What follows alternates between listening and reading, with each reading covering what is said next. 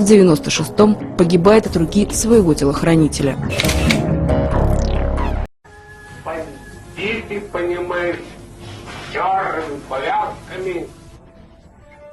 Чеченская нация, она должна стоять под железной рукой. Если это не будет, то чеченцы опять расслабятся где-нибудь и опять допустят ошибки. Хватит чеченской крови, которая проливалась на этой земле. Вот. Погибает мирное население, погибают дети, старики, женщины, погибают ни в чем не повинные солдаты.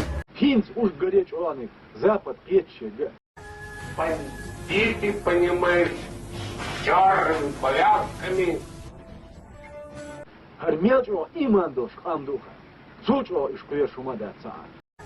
Бандиты, понимаешь, черными повязками. When dünyanın oğunsadı, when dünyanın ridir daçı o. O dünyanın ya çapa çap ya çünkü tane lejbina, nohç da yakın, nohç kağı da yakın, ve o balak elarda. Ve iş her boş setesen açmışım.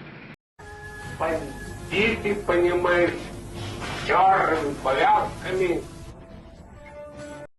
Или мы будем сидеть, строить экономику, как нам некоторые наши начальники предлагают. Вот сейчас построим завод, там сделаем, значит, соберем комбайн, построим еще здание, потом все будут жить хорошо. Или же мы впервые в истории 20-го столетия мусульмане первые нападут на кафира и первыми начнут.